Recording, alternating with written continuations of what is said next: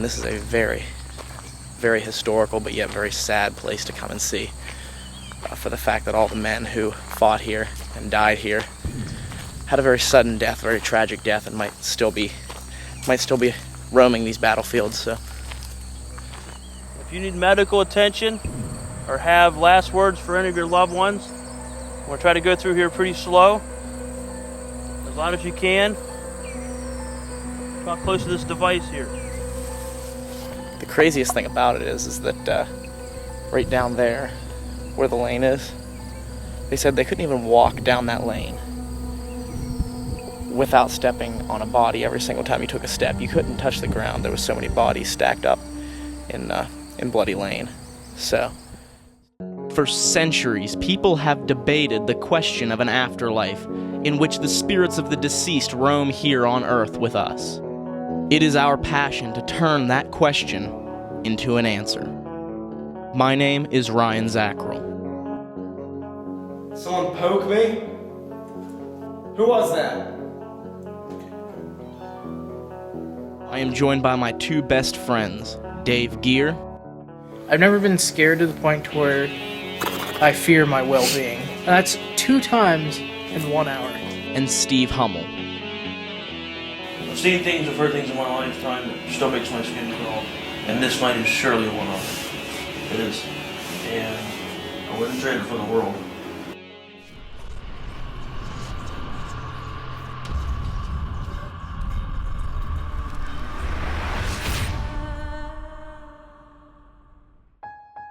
Of all the days on all the fields where American soldiers have fought, the most terrible by any measure was September 17th, 1862. The battle waged on that date close by the Antietam Creek at Sharpsburg in western Maryland took a toll never exceeded on any other single day in the nation's history. So intense and sustained was the violence, a man recalled that for a moment in his mind's eye, the very landscape around him turned red. Stephen W. Sears.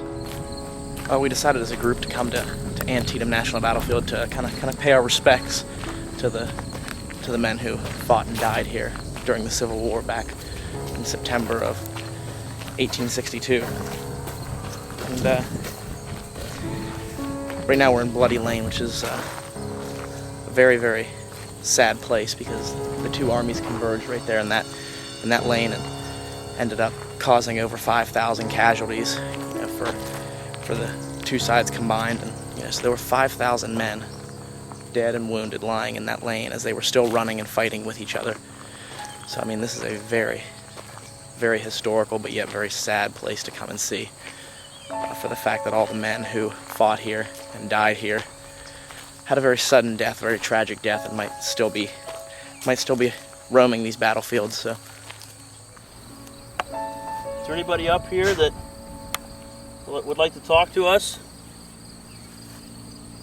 Tell us how the war was?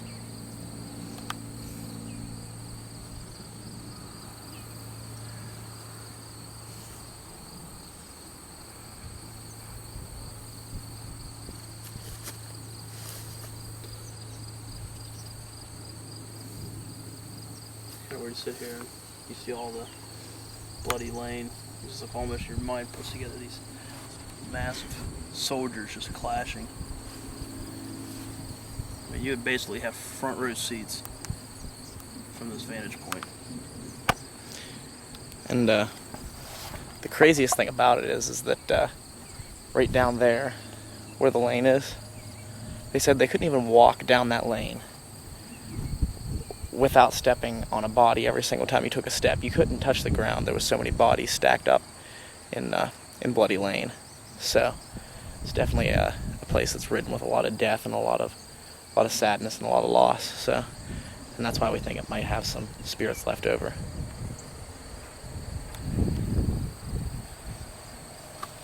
Death and sadness. I think there'd be a lot of pride too. A lot of them are willing to make that sacrifice, regardless of which side they were on.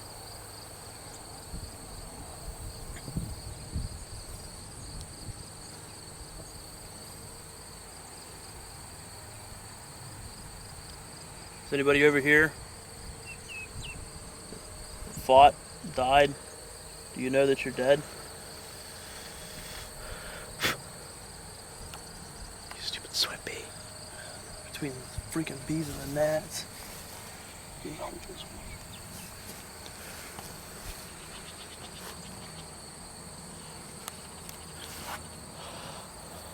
So there's roughly what, like 180 shot or wounded and or killed where we're standing in this area. It said 70 acres, 70 yards from, there's a tree right down there to the right, there's a monument. That would put us about, that's what, 70, 80? I wouldn't say quite 100 yet. No, not quite. Acres away. Is there anyone here from the 5th Maryland Volunteer Infantry? Are you wounded, soldier?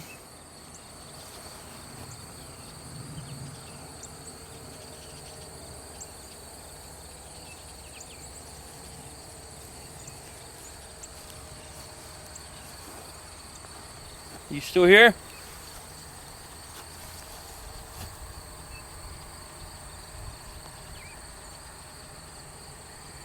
Well, I got a feeling. Let's go over here where these trees are at. If you think about it, if they were remotely there, in this open area, they'd be looking for cover for some sort. Yeah, you're right. Is anybody over here? Need a medic? Are you injured?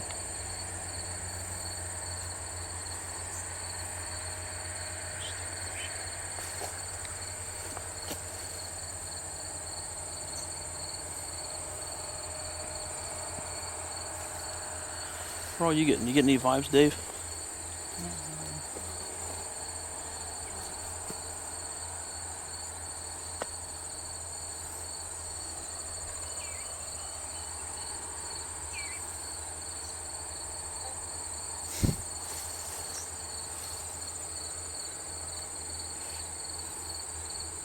Do like a sweep around this little knoll.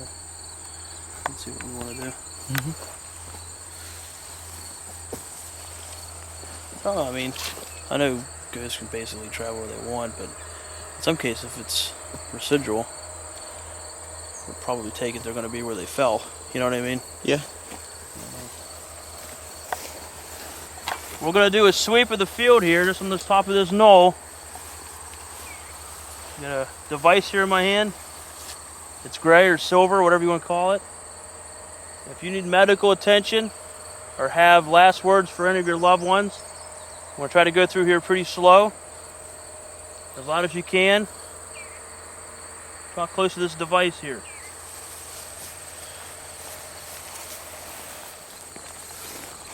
You get the feeling wherever we don't cover, it's like I feel bad because there might be something there. You know what I mean? And you can't cover everything.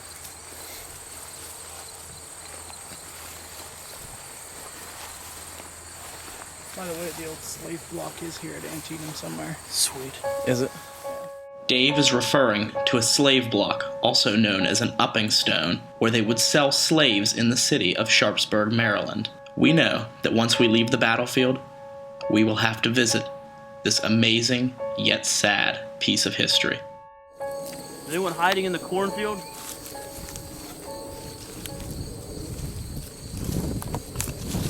I don't know. It was probably just meadows, wasn't it? I don't know. Well, that one had a cornfield. Remember the sign? Oh yeah. Piper's cornfield? That was over that way, wasn't it? I think this is Piper's cornfield.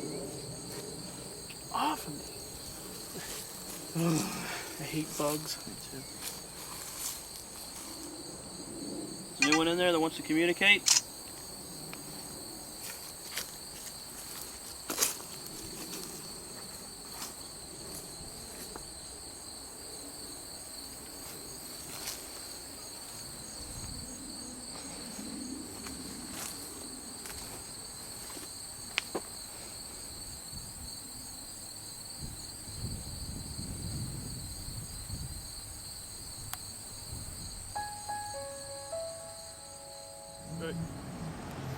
All right, so we're here in Sharpsburg, which is actually the city right outside of the Antietam Battlefield.